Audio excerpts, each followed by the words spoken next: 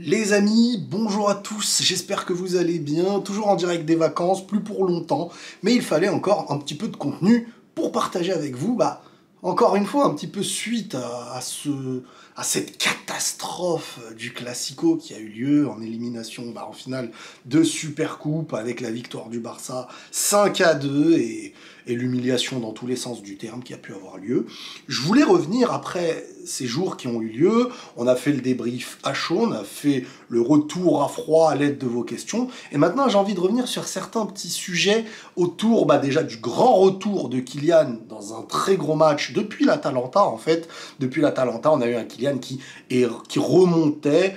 2025, ça fait du bien. Début 2024, c'était cata. Ça a descendu jusqu'à un sous-sol inimaginable. Et là, 2025, ça remonte très très bien.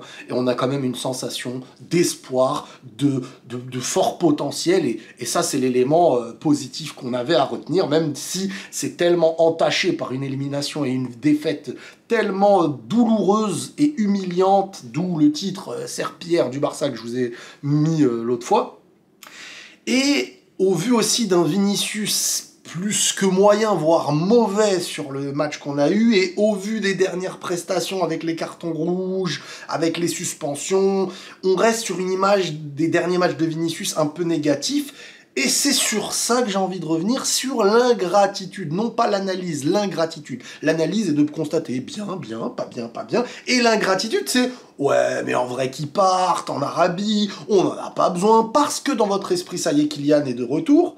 Vous êtes toujours, et vous êtes tombés dans le panneau, les gars. Je suis désolé de vous le dire, vous êtes tombés dans le panneau et dans le piège d'opposer vos joueurs, vos propres joueurs de votre propre équipe. Moi, je connaissais pas ça à l'époque. Je connaissais pas ça à l'époque, des Zizou R9, des joueurs du Real. Là, on est dans une génération Internet, on est dans une génération réseaux sociaux, dans une génération où chaque instant où tu vas sur les réseaux sociaux, partager ta passion, être en conflit avec les adversaires, et blabla, et le clash, truc, rabaisser, machin, et on s'est mis, malheureusement, beaucoup se sont mis dans une position de « je défends donc non plus ton équipe, ton club », et l'avancée collective, le foot est un sport collectif, faut pas l'oublier, cette avancée collective, donc si l'un est meilleur à ce moment-là, t'es content parce qu'il permet la victoire, si l'autre est moins bon, tu n'es pas content parce que d'où tu es content d'un joueur moins bon pour le mettre en opposition avec ta propre équipe. C'est comme si dans ta famille, tu voyais ton frère faire un truc mieux que l'autre et t'étais, ouais, mais vu que c'est mon préféré, je suis content, et ça je comprends pas. Que ce soit pour dénigrer Kylian, et non pas analyser, non mais je vous vois venir, donc je vous le dis à l'avance, je ne parle pas d'une analyse moi-même, Kylian, je le kiffe, ça n'empêche que dans les moments difficiles, vous m'avez entendu. Vinicius, dans le moment difficile, il faudra dire que c'est pas bien, ou que, voilà, ça c'est de l'analyse. Mais l'ingratitude, c'est oublier, c'est prendre un instant T au présent de quelques minutes pour prendre une décision, ou par intérêt de préférence, commencer à créer des conflits, rentrer dans le jeu des autres, et c'est comme ça que ça se passe dans la vie. Que ce soit dans des pays ou dans des trucs comme ça. Tu mets un virus à l'intérieur et vous devenez le virus, à contribuer et participer à dénigrer vos propres éléments. Donc, il n'y a pas de Vinicius contre Mbappé. Il n'y a pas d'Mbappé contre Vinicius. Et si vous pensez comme ça, vous n'avez pas l'esprit collectif et vous êtes des supporters aujourd'hui qui vivez sur un sentiment de... Vous ne supportez pas une équipe, vous n'êtes pas une famille avec le club. Parce qu'allez parler avec les gens du club, allez voir le président du club, allez voir les gens en interne du club, et allez parler de « ouais non, moi lui ». Si c'est Kylian qui fait gagner la Ligue des Champions, mais on est heureux. Si c'est Vini, on est heureux. Et on va pas dire si c'est Vini « ah t'as vu en vrai Kylian » ou si c'est Kylian, je vais pas dire « ah en vrai t'as vu Vini ». Et là je vous vois tomber dans un panneau, sous l'influence des réseaux, suite à une immense défaite qui fait très très mal. On peut discuter d'une performance, d'un moment, mais Vinicius, les gars, c'est le joueur de Ligue des Champions depuis plus de 2-3 ans, et je suis gentil, qui est le meilleur au monde. Il a fait gagner des Ligues des Champions au Real. C'est le joueur du Real, et c'est le joueur de la saison dernière le meilleur du monde. T'as individuellement un joueur comme ça. Et il y a des gens aujourd'hui, ça y est, ils ont vu Mbappé... Et on est heureux, et on espère que ça va continuer à être au summum. Donc, tu as vu la performance de Mbappé. Vous êtes que là où il y a de la lumière. Vous voulez que la lumière. Dès que quelque chose est difficile, oh, je m'en vais. Et c'est ça, en fait, les supporters de... Ça me verrait, c'est comme certains aujourd'hui qui viendront dire ouais, mais en vrai, Riles, c'est facile de supporter le Real. Ouais, mais en vrai, toi, tu viens d'arriver. Moi, j'ai connu peut-être 10 ans où le Real, c'était la Ligue des Champions, on n'imagine même pas. Déjà passé les huitièmes, c'était la cata. Le Barça t'humiliait en championnat. J'étais content pour mes potes, en fait, pour des supporters du Milan, des supporters de Manchester. J'étais content pour eux, c'était eux qui étaient au sommet. Barça, Manchester, Milan, tout ça, c'était eux qui étaient au sommet. Le Real, la reconstruction de l'après Ligue des Champions contre Leverkusen et compagnie. J'ai toute ma scolarité, tout mon collège, j'ai pas connu de gloire. Hein. C'était que des humiliations et rarement des vrais succès. Donc si la difficulté d'un joueur, d'une petite période, encore on parle d'une petite période, parce que si tu regardes une compilation de tout ce que Vinicius a fait sur la première partie de saison, vous avez oublié, hein, Dortmund, machin, c'est lui qui te maintient en vie. Hein. Après, il y a Bellingham, mais c'est un sport collectif aussi. Et nous, ce qu'on veut, c'est que tout le monde marche bien ensemble dans ce club. Quand ces joueurs sont plus dans le club, bon bah, voilà, vous aimez pas.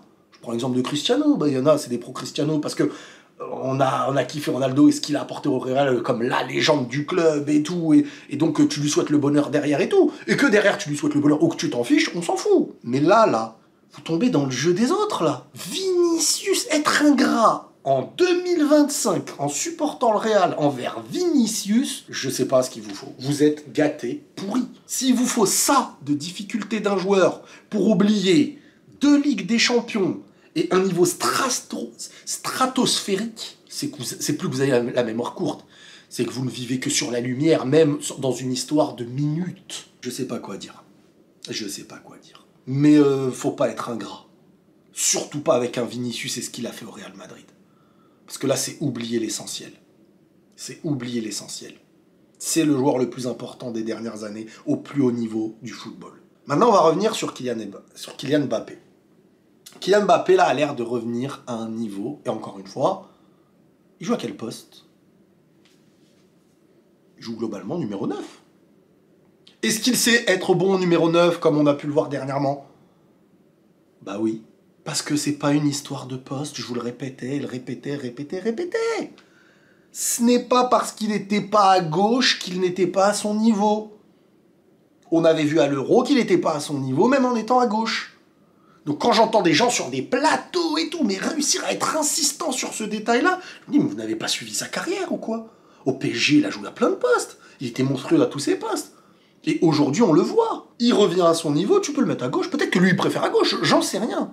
Mais il va être performant s'il est à son niveau. Et là, il a l'air de retrouver son niveau. Donc, là, il se passe quoi? Vinicius n'a pas perdu son niveau. Vinicius est dans une phase, voilà, il n'a pas eu beaucoup de temps de jeu, il a eu des suspensions, il a eu un mauvais comportement, il est sorti de plein de moments. Là, il y a eu un classico qui t'a mis une tarte, donc les nerfs, les trucs. Ok, maintenant on repart sur cette partie de saison-là. Il y a un championnat à aller gagner et une Ligue des Champions quand même. Après, il y a la Copa aussi, pourquoi pas. Donc tu peux faire un triplé, un doublé. Ou un championnat, ou une Ligue des Champions.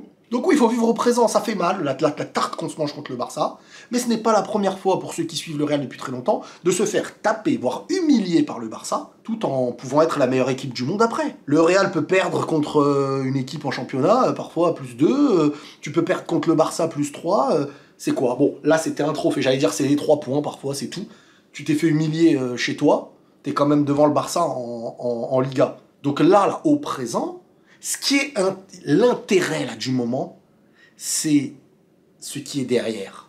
L'aspect offensif. Rodrigo, Vini, Mbappé, Arda Güler, Brahim, Hendrick, Bellingham, tout ça c'est un lot qui n'a pas à être mis en question. Là on arrive derrière. Tchouaméni, Valverde aussi je le mets dans le lot, il n'y a pas de remise en question. Maintenant, on arrive dans un délire de qu'est-ce qu'on fait, où on met, qui joue pas, comment bien défendre, quel bloc, Et tu dois revenir à 4 aussi au milieu. Ça, je vous le dis depuis longtemps aussi. Revenir à 4 au milieu de terrain. Depuis la 2e journée, j'ai constaté. Je me suis dit peut-être, tu peux gagner en 4-4, en 4-3-3 aussi, des matchs. Hein. Mais les matchs les plus importants, et pour être au mieux dans les matchs les plus importants, il faut s'habituer. Et avoir une référence de football. Parce que si t'es dans la difficulté, tu reviens sur ta référence. Le Barça, quand ils perdent 1-0 contre le Real, c'est par la référence et la tactique et le football répété qu'ils ont, qu'ils arrivent à reproduire leur gamme. Le Real, dans leur difficulté, on est en train de perdre au score, on peut pas jouer en bloc. Mais là, faut défendre. Et après, t'en prends un, après t'en prends deux. Il y a une cassure entre le milieu et l'attaque. Retrouver une solidité d'un bloc, d'un milieu consistant, d'un milieu défensif. Tchouaméni doit revenir au milieu défensif et tu dois trouver ta défense. Mendy, franchement, faut qu'il redevienne sérieux. Parce que, ouais, ok, on va mettre Fran Garcia parce que Mendy, je n'ai plus dedans. Mendy n'est plus dedans parce que je pense en tout cas qu'il a la tête ailleurs. Soit il réfléchit à se dire où est-ce qu'il va rebondir parce que le Real veut recruter et ils veulent plus réellement faire de lui le titulaire indiscutable. Et donc, bah, on sent et ça se sent qu'il a la tête ailleurs pour moi. À droite, si t'avais Carvajal de l'année dernière, ça aurait été exceptionnel. Et en défense centrale. En défense centrale, les gars. Défense centrale, t'as pas Alaba, t'as perdu Militao et t'as perdu Nacho. Donc Rudiger, là, t'es en train de le faire jouer avec plein de gars différents. Et sur des ailes, Vasquez, qui n'a pas du tout un apport défensif, et Mendy, qui n'est plus du tout à son niveau. Et si tu mets Fran Garcia, c'est pas le niveau du Real. Donc, ta ligne défensive n'inquiète pas les autres. Offensivement, on peut trop vite te tuer. Et tu fais moins douter l'adversaire parce que même quand tu mènes +1, ils savent que offensivement, s'ils sont bons, ils peuvent te tuer. Le travail du Real n'est pas envers Vini, ni envers Mbappé qui revient bien, ni envers Rodrigo, ni envers Brahim, ni envers Güller, ni envers Hendrick qui est très jeune et qui aura son temps de jeu, ni envers Bellingham dont on connaît le talent, ni envers Valverde qui a sa régularité depuis le début de saison et qui joue peut-être même un peu trop. Kamavinga est à son niveau, sauf que là, il s'est fait éteindre collectivement. Là où on va réfléchir pour le mercato, c'est arrière droit, arrière gauche et central. Est-ce que Alaba peut revenir à un niveau... Parce que pour Rudiger, Alaba par contre c'est parfait. Hein. Je vous le dis. Hein. Tu ne demanderas pas à Alaba d'être aussi intensif que Rudiger. Mais par contre, Rudiger a tellement besoin d'un mec stabilisateur d'une ligne défensive dans un duo. Tu vois, le gars qui est plus dans la maîtrise que dans l'aspect hargne. Mais si tu mets Rudiger avec Militao, c'est pas bon. Si tu mets Rudiger avec Tchouaméni, c'est pas bon. T'as pas de maître défensif à penser. T'as pas ce mec qui stabilise balle au pied. Donc c'est perturbant. C'est comme si dans un milieu, même si c'est pas la même chose, mais dans un milieu, tu nous mettais pas de porteurs, que des mecs qui savent être durs. Bah à un moment donné, il n'y a pas d'inspiration. Et la défense demande malgré tout l'inspiration. Un Van Dijk, un Saliba, même si je ne l'ai pas assez suivi pour bien pouvoir vous le résumer. Mais ce type de... ces défenses... Alaba, Nacho, mine de rien, d'un niveau et d'une échelle en dessous, mais en dessous capable de s'adapter au plus haut niveau aussi. Un Ramos, un Pepe, vous voyez ces joueurs-là, là, capables d'être dans la complémentarité. Et c'est ce qui manque à la défense du Real. C'est pas qu'une histoire de ramener des grands noms, c'est de complémentarité déjà entre les deux défenseurs centraux. Sur les côtés, il faut du niveau. Il faut des mecs sérieux. Tu vois, Vasquez, Fran Garcia et le Mendy actuel, c'est nada. Parce que le Mendy actuel, il défend pas, sérieusement. Et il n'attaque pas. Mais pour moi, ça reste, je vais pas dire meilleur que Fran Garcia, parce que Fran Garcia, il donne sa vie, mais Fran Garcia, c'est pas le niveau d'un Real. Et Vasquez, c'est même pas le niveau de son poste, et pas du Real. Même si offensivement, il a une expérience, il sait jouer avec les grands, voilà, c'est le capitaine quand il joue des fois, mais ça aussi, faut pas l'oublier. Donc, Mbappé est de retour. Vini, c'est Vini. Et tous ceux qui sont offensifs, vous devez même pas débattre d'eux aujourd'hui. C'est pas parce que tu rates un match. Le match, il a pas été raté offensivement. Si Vini n'est pas des fois, Mbappé n'était pas au niveau, Vini était au niveau. Tu gagnais. Mbappé, là, il peut te faire gagner le match. Mais derrière, si t'encaisses à chaque balle aérienne, si tu sais pas te positionner, tu donnes un péno bêtement, tu donnes le ballon de contre sur le corner où tout le monde est devant, bêtement. Le centre de Koundé est venu de nulle part, bêtement, 3 buts. Des buts comme ça, là, sur un demi-contre et tout. C'est pas digne du Real, ça. C'est un Real qui flippait. Mais pourquoi le Real flippe face à un Barça? Parce que le Barça, c'est ce qu'ils font. Techniquement, ils sont au-dessus, ils auront le ballon. Tu peux ne pas flipper même sans avoir le ballon contre le Barça. Sauf que t'as peur parce que t'es pas au niveau défensivement, t'es pas solide. Et tu sais que sans être solide, face à ce qui est plus technique que toi, le doute, et quand t'as du doute, mais devant, ça peut faire la différence. Si t'étais solide derrière, Vinicius aurait fait un meilleur match. Oui, je vous le répète. Parce que vous allez dire, non mais qu'est-ce que tu racontes, comment tu peux savoir ça? Ben non, il a pas été bon, ouais. Mais si derrière t'es solide, et que tu as la confiance de mener au score, les contres, etc. et tout, ça va y aller. Hein. C'est très mental. Hein. Mais quand à peine tu as pris le dessus et tu te fais égaliser d'une manière qui t'éteint mentalement, parce que Lamine Yamal, ce qu'il a fait, c'est exceptionnel. Et il est en train de... Lui, je sais pas jusqu'où il va aller.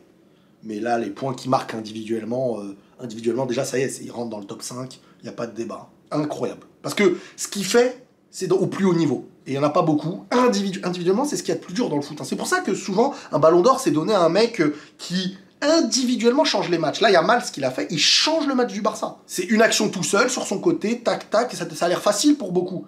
Mais ça devient difficile pour le défenseur, et non pas pour celui qui a le ballon, quand celui qui a le ballon est un génie. Enfin bref, Kylian est de retour. Il y a beaucoup de choses à espérer sur cette deuxième partie de saison, parce que les différences en 1 contre 1, en prise de vitesse, en finition, là il lui faut un petit doublé qui va le relancer encore plus que ça là. Et en Copa, on veut voir un peu la jeunesse. Ça nous avait montré un bon visage la dernière fois, on veut voir. Et en fait, là, tu as juste à penser à toi et à enchaîner. T'as pas les matchs les plus difficiles normalement maintenant. Donc là, le Real a de quoi faire. Et être ingrat avec Vini, c'est avoir pété les plombs et ne plus rien comprendre. Souhaiter un départ de Vini, c'est vous dire donc t'as le meilleur joueur du monde, mais tu veux pas qu'il reste. Mais tu vas faire quoi avec l'argent? Tu vas pas ramener mieux. Tu vas pas ramener mieux. Là, le Real a besoin de reconstruire des choses, pas le club en lui-même, mais a besoin de solidifier des petites choses. Et ça peut ensuite, peut-être sur cette deuxième partie de saison, peut-être sur l'année prochaine, début de saison, mais il y a moyen de faire quelque chose de très solide si ça devient intelligent dans le mercato et tu trouves la complémentarité défensive. Et les côtés, vite, urgence. Urgence arrière-gauche, arrière-droit. Voilà, globalement un petit peu mon retour. Donc globalement, pour résumer, pas d'ingratitude envers Vini qui nous a porté depuis plus de 2-3 ans. Et encouragement à ce que Kylian est en train de faire depuis le match contre l'Atalanta, où on est en train de se dire, là c'est Kylian qu'on connaît. Et c'est énorme parce qu'il est encore jeune. Et t'as Vini, et t'as Bellingham, et t'as Kylian. Solidifiez tout maintenant. Rendez les choses intéressantes. Un mec devant une défense. Tu vois, un Rodri, si son retour de blessure se fait et qu'il veut venir, moi les gars, je l'accepte fort. C'est pas parce qu'on lui a donné un ballon d'or que j'estime être un ballon d'or volé que pour moi, Rodri, méchant, pas mal. Mais t'es fou ou quoi? Rodri, il vient devant la défense. Avec un Real et tu mets les latéraux, il est important aussi de ramener Davis et Alexander-Arnold. C'est important. Oui, Alexander-Arnold ne défend. Mais alors j'ai entendu la rumeur Kyle Walker. Pour un prêt ou je sais pas quoi. Ce serait une excellente nouvelle. Une excellente nouvelle. Un joueur qui vient d'arriver, comme Kyle Walker avec son expérience, qui défend vraiment mieux que Vasquez, qui sait jouer offensivement. Et vous vous rendez pas compte ce que c'est que l'importance de l'arrière-gauche et de l'arrière-droit dans le foot. Un mec qui sur les côtés ne peut plus aussi facilement passer dans ton dos. Moi je vous le dis. Moi je serais pour Kyle Walker en prêt. Et après tu réfléchis. T'as le temps peut-être de recruter. Si Alexander-Arnold, ça ne se fait pas peut-être, ou peut-être jusqu'à l'année prochaine, et tu le prends l'année prochaine. Et c'est un joueur d'expérience, Alexander-Arnold, qui est très jeune aussi, titulaire à Liverpool. Liverpool, meilleure équipe du monde actuellement. Donc s'il était aussi nul que ça, il serait pas titulaire. Et puis son aspect technique, on a besoin de ça. Des mecs, quand tu leur fais la passe, c'est pas tu bégayes, tu mets ton dos, tu protèges. Non, ça aussi c'est important. Donc la reconstruction du Real doit se faire derrière Vini, Mbappé, Rodrigo, Bellingham. Après, pour moi, il faut jouer à 2 devant. Maintenant, comme je dis, vous vous débrouillez, vous mettez qui, mais c'est pour la réussite du club, tu peux plus jouer à 3 devant, au très très haut niveau contre les gros adversaires. Tu repasses à 4 au milieu, et voilà. Après, il y a des petits matchs où tu peux. Les amis, je vous embête pas plus. Merci pour votre présence quotidienne, vos retours, etc. Prenez tous soin de vous, et la paix sur vous.